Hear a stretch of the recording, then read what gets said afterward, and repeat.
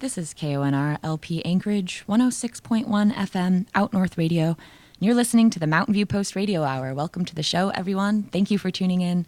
This might be Anchorage's only hyperlocal neighborhood radio show, but of course we stream all over Anchorage or broadcast all over Anchorage, and you can actually listen anywhere in the world, streaming live on outnorthradio.com/stream.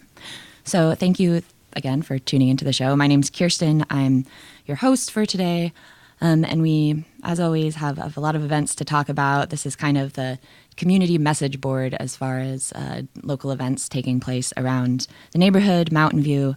So especially now since it's summer and we have a ton of kids in the neighborhood, if you're maybe looking for something to do or looking for something for your kids to do, we might just have you covered. So one of the things happening immediately starting next week in the neighborhood is Up in AK Solutions Through Basketball. It's a 3-on-3 basketball camp for kids grades 3 through 8th, and then also for high school mentors.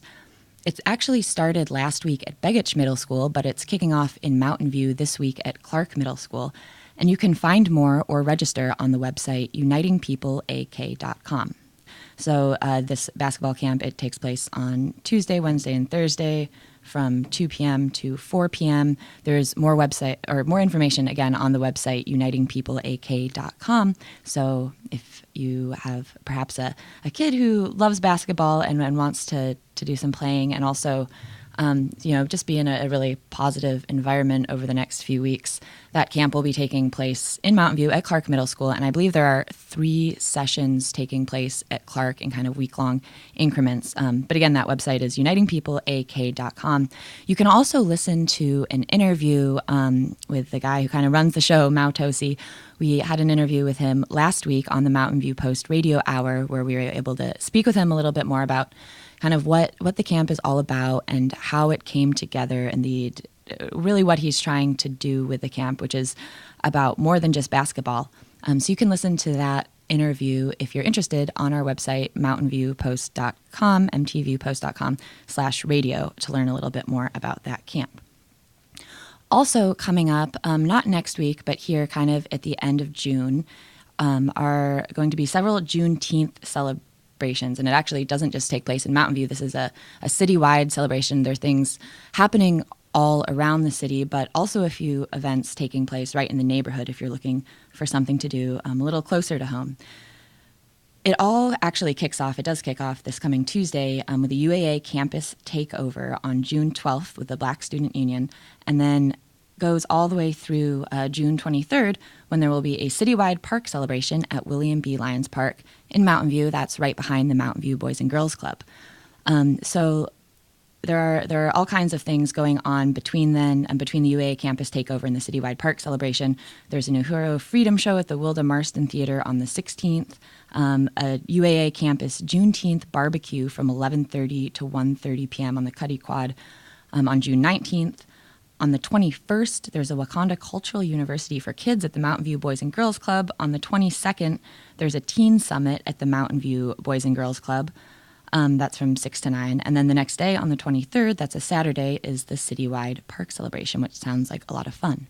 There's going to be entertainment, vendors, kids' activities, pageants, and more. And you can learn more about it at Juneteenth Anchorage 2018.eventbrite.com.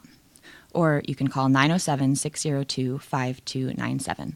So again, this is Juneteenth Anchorage, which is going to be celebrated actually all through this month with a variety of different events. And you can learn more about different events around Anchorage for that at www.juneteenthanchorage2018.eventbrite.com. And mark your calendars, of course, for that citywide park celebration, especially on the 23rd in Mountain View, because that sounds like a lot of fun. So if you're a regular listener of the show, you probably know that I usually have a co-host with me, Kate. She's a student at Clark Middle School and is always a lot of fun to talk to on the radio, and I'm honestly pretty lonely without her in the studio here today. You might be wondering where she is. She has a good reason to not be here in the show. She had an event, and we recorded a little PSA or message so she can tell you all about it. Here it is. Hello, I'm Kate, owner of Easy Peasy Lemon Squeezy. And I'm Steven, her business partner for today, also her brother. Today is June 9th, and it is Lemonade Day. You know me, I talk a lot on the radio. So today is Lemonade Day, and me and my brother are going to be at Bosco's, the Spenard Bosco's, not the one in the mall. It's 2301 Spenard Road, Anchorage, on Fireweed, and it is from 10 to 2. A proceed of our profits will go to Mojo's Hope. Mojo's Hope is a nonprofit organization. The organization targets mostly animals with special needs and helps them get the medical care they need and helps them get adopted. And I've volunteered at Mojo's Hope a couple times during the summer. I love animals, and it's amazing that she helps them get the care that they need, raise money to get them be able to get surgeries or get animals with special needs adopted and get the word out. She helps not only cats but dogs and other animals. And we're going to have some flyers about Mojo's Hope and hopefully some pictures of the animals there. And we're going to have something that you can donate directly to Mojo's Hope. Some of our profits are going to go to Mojo's Hope.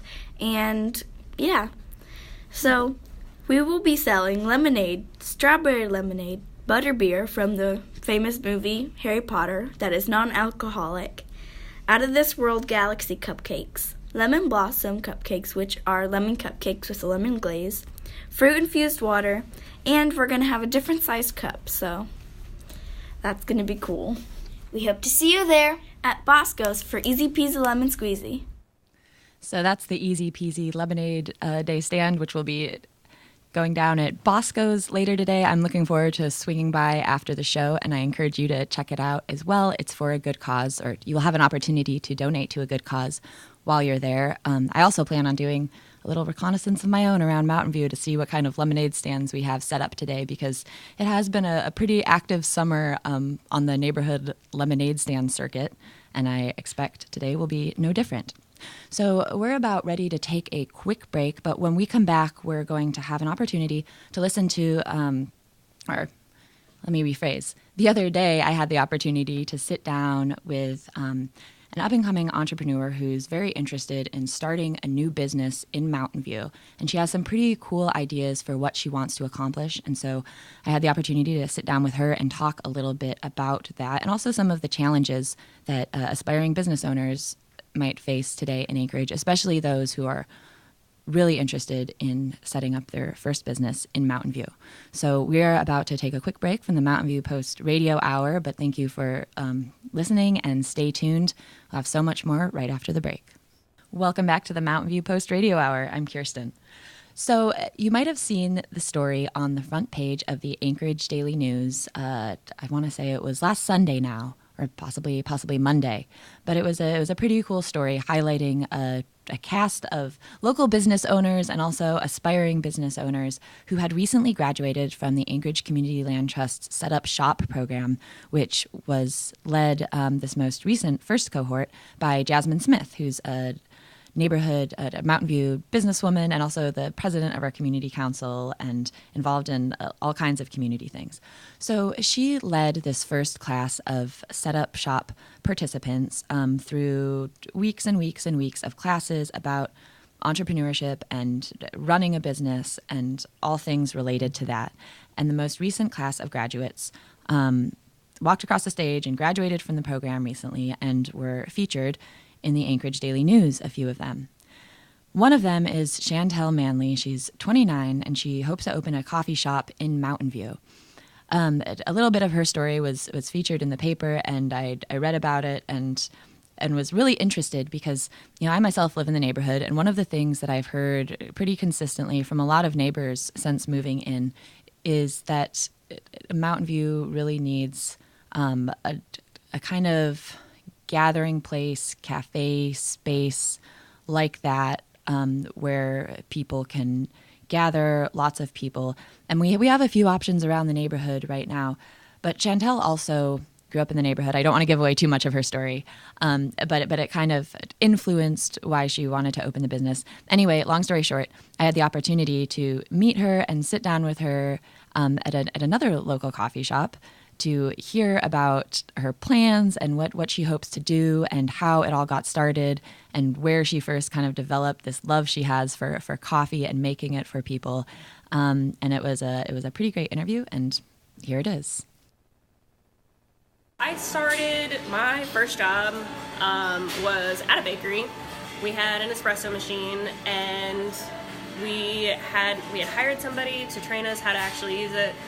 And once I started making coffee, I was like, this is what I want to do. Like, I love this. This is awesome. And then I ended up moving to Century Theaters, and they made me the lead cafe over there. And so I pretty much trained everybody through the cafe and worked in the cafe all the time. And then I went to Barnes & Noble, worked in the cafe over there, became the lead over there, and got in with Cafe Del Mundo, worked there for a little bit, and it's just never ending. Like, I love coffee. Like, that's just, I always find myself going back to the coffee industry. And I think I was about 19, 20, and I decided, I want to open my own shop because I can't imagine doing anything else. Like, everything else has been cool, but like, coffee makes me happy, like genuinely happy. And it's just, I spent 4 years working for Kaladi, and that was a phenomenal experience. And, ended up just like doing like coffee things here and there, and ended up with Steam Dot for a bit and was a store manager for them in the Sears Mall. And it's just kind of been this continuous building of knowledge, and I really, really could not imagine doing anything else. Like, it's just my comfort zone, and it makes me happy to deliver something that makes other people happy. So, you can't really argue with that. So, I found out about your shop and this business you're trying to build from reading the story in the Anchorage Daily News, where they're covering the Set Up Shop program. Which is kind of organized by the Anchorage Community Land Trust, and the first cohort of which you were a part has recently graduated, and it was all, it was a program all about entrepreneurship and exactly what it sounds like, setting up shop. Can you tell me a little bit more about how that plays into the kind of the grand scheme of things and this plan that you've been working on for so many years now, and thinking about this most recent step that you've just completed? What part of the process is that? So that was actually really not planned. My friend had sent me a link to it, and she was like, hey, check this out, because I was like, I don't know how I'm going to get this started. Like, I need the funds, I need the assistance to help push me in that direction. And she sent me this link, and I applied for the class, and they brought me in for an interview, and I was like, I really hope I get into this, because everything that they offered was very much with the intent of, this is what you'll need to get going. Practical. Like, yeah, very practical. It's like I'd taken classes at UAA and everything, and it just didn't seem as directed towards actually opening a business. It was more of like running a business. And I was like, well, that doesn't help me. But the program that Anchorage Community Land Trust, they partnered with the cohort and Business Boutique, and it was, we had class once a week, and it was amazing training. So much stuff we'd gone over to help prepare us for opening a business or expanding a business, because some of the people in the class were actually expanding. So, it really worked out. And with graduation, it's like we're eligible for things like microloans and technical assistance and like helping find real estate, which is really hard to do in Mountain View. So, they're offering so many amazing programs and things to help us actually get going in the direction that we need to be going in to open our businesses. And I'm like, this is amazing. And so it kind of really just fell in my lap, and it's really propelled me to do what I really want to be doing. So That's super exciting, and I love that you are specifically focused on Mountain View and want to open your future coffee shop there. Can you tell me a little bit more about how that came about and why you decided on that neighborhood? Because I'm sure, and you wouldn't have a hard time meeting other business owners around Anchorage who would say, that's definitely not where I want to go and get, find me anywhere else in Anchorage but Mountain View. Yeah. Here you are looking specifically for that neighborhood. Tell me about that decision. So I used to live in Mountain View when I was in junior high and high school. And more often than not, I would end up walking around my neighborhood looking for somewhere to go, something to do, and always would find myself at the gas station with a laundromat because there's nowhere to go. And in my search for opening a coffee shop, I really focused on places that don't have coffee shops. And I was like, you know what? Mountain View would be a great place to start because there really isn't a lot over there for people to go and escape, if they don't have anywhere else to go, where they can go hang out and they can go meet up with friends, maybe open a place that actually brings community together, feature open mic nights, feature things like that, and game nights, and, write-ins, and really encourage people to get to know each other in the neighborhood. And because I didn't have that, I want to see something that there wasn't there when I was a kid, and I know is still not there. I want to see what I would have liked to see as a kid. And I don't know, I feel like Mountain View really needs that, because what else does it really do? And it's just, it's a big thing for me. Like, childhood wasn't that great, so having a place to go was really a thing that I needed, and I didn't have it. And I can't imagine it being any different for kids that are over there now, or people, adults, whoever. Everybody needs an escape sometime. So tell me a little bit more about what you have, this vision you have in your head for your coffee shop, and you also have a name. Yes. So tell me more about that. So the name, and a lot of people are like, I don't understand. So the name is Hattigan Coffee House, and I'm a huge lover of Alice in Wonderland and literature and reading in general. I'm also a writer. So Hattigan Coffee House, the name is actually from a book that's kind of a twist on Alice in Wonderland. So I really want to incorporate the whimsical feel of Alice in Wonderland into my coffee shop. So it's going to be literally nothing like Anchorage has ever seen before in a coffee shop. I mean, you're going to walk in and it's going to be legitimately Alice in Wonderland themed. You're going to have checkerboard tables and mismatched chairs and board games available. I mean, it's like the drinks are going to be themed. It's going to be a huge change. But it sounds super fun. I'm really excited for it because I'm like, the coffee shops that we have are great, but I want to add a little bit something different. I want to add a little bit of fun and whimsical because it's kind of who I am. It's what I do. I mean, the things that I want to feature in my coffee shop, obviously board games, a conference room would be great because if people want to get together and do either have a meeting or get together and have a game day or a book club meeting, because I'm part of a book club. And, there aren't very many places to go for that. So it's like having a conference room and where things are readily available, like board games. I would love to have just a stash of board games available for people to play. That's, a big goal for me. I want to do write-ins. I participate in National Novel Writing Month in November, and I want to feature those. I want to be like, hey, we're doing this big event. We're going to do a midnight kickoff, and everybody's invited. Anybody who wants to come, do some writing for some few hours and make a big deal out of it. I want to provide a different atmosphere than just really classy coffee.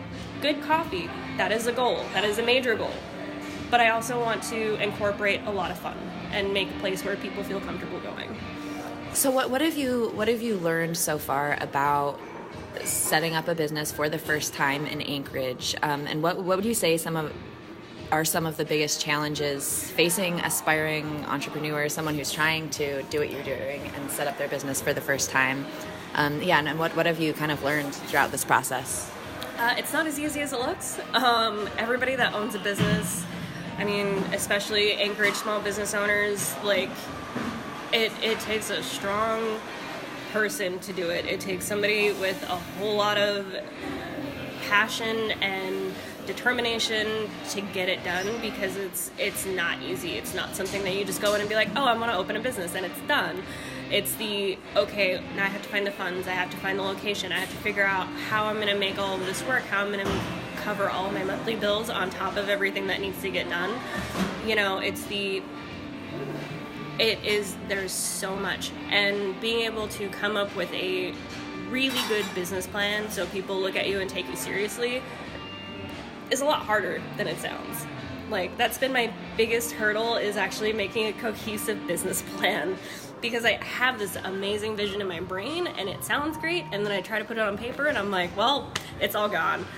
But aside from that, it's finding the financial support is always the biggest hurdle.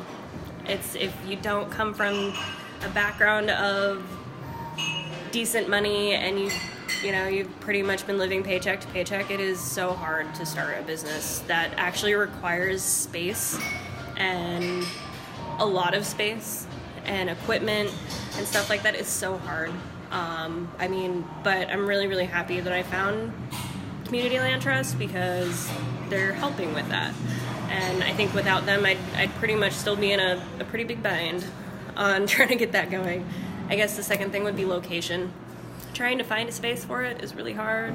Mountain View specifically, there's so little commercial real estate available in the area, but I'm so determined to start over there that I won't really take anything else. There are so many open places in Anchorage where I'm like, no, I want Mountain View. I want Mountain View. That's where I want to be. So those are my big things, and the hardest things to do is money and location. Now that you have graduation under your belt from Setup Shop, what are the next kind of immediate things on your to-do list for getting this all off the ground, and the most immediate challenges for you? It comes back to the location and getting the financial squared away, and getting my business plan so people actually really look at it and go, wow, I'm really excited for that. Let's do it.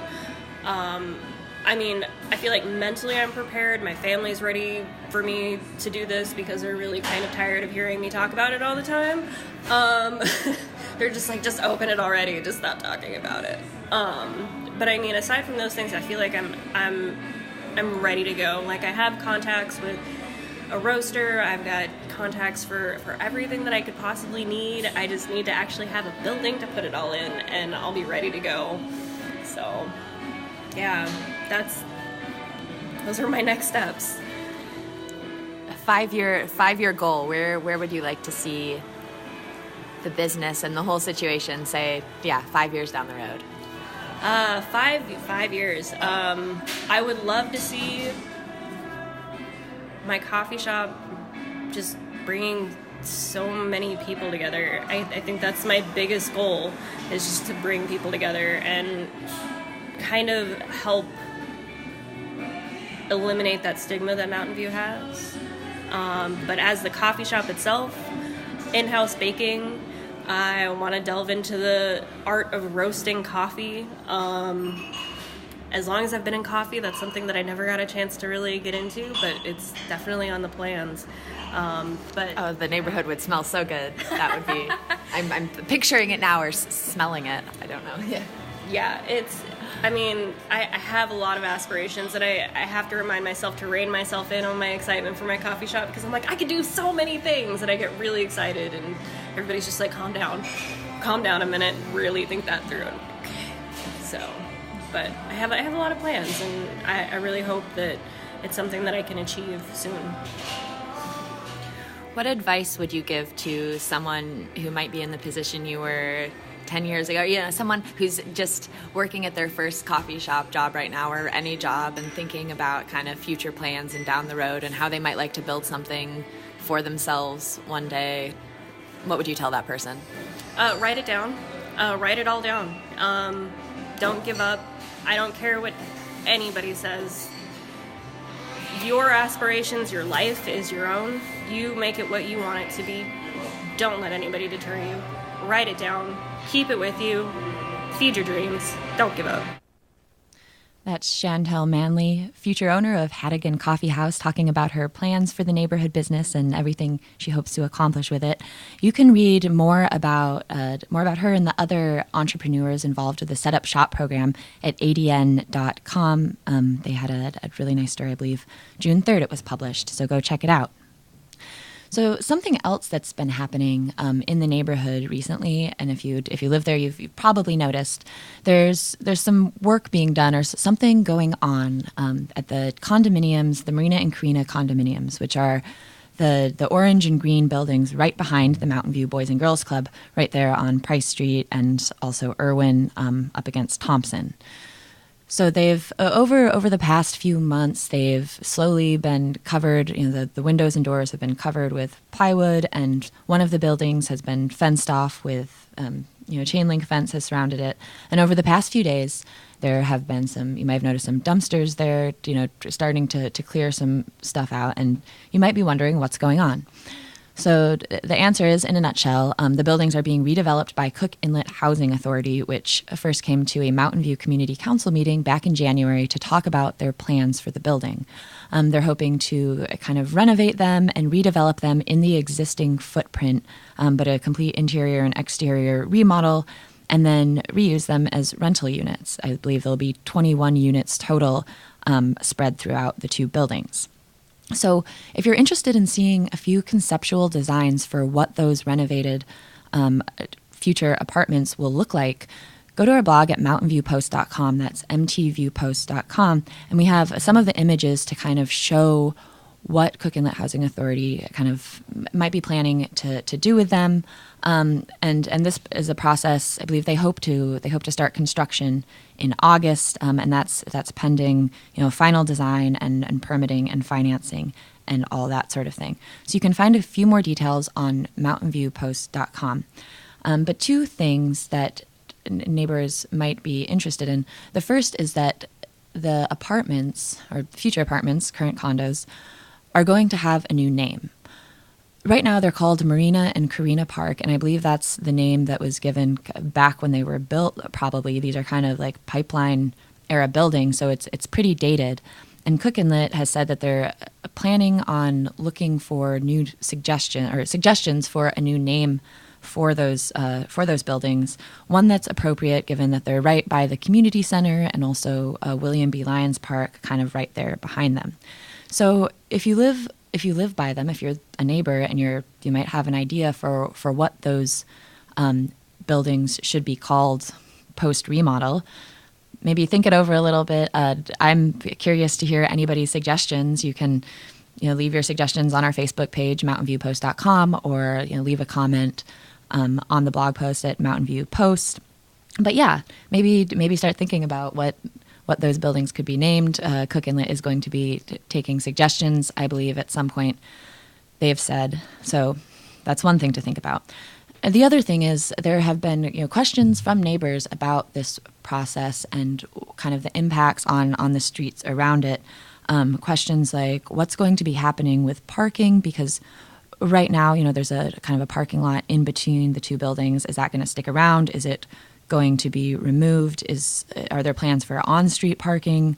The patios on the back of the buildings that were so close to Thompson Avenue previously, are those going to be moved back?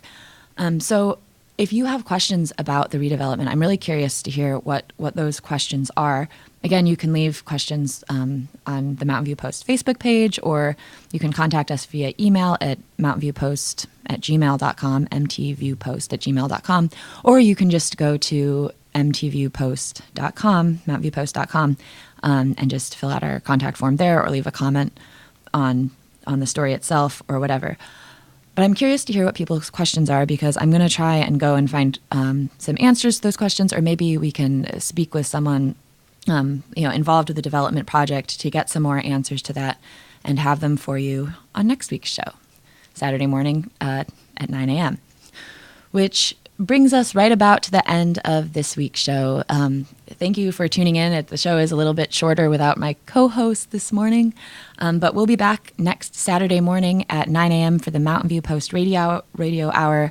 Like I mentioned, if you have any questions or comments about the Marina Carina park redevelopment, get in touch with us. Let us know what those questions are, and we'll try to have them answered for next week's show. Thank you for tuning in to the Mountain View Post Radio Hour. It has been a great show. Listen to past episodes, as always, at mountainviewpost.com/radio, or perhaps leave a suggestion for a future show. We always love to hear from you. We'll see you next week.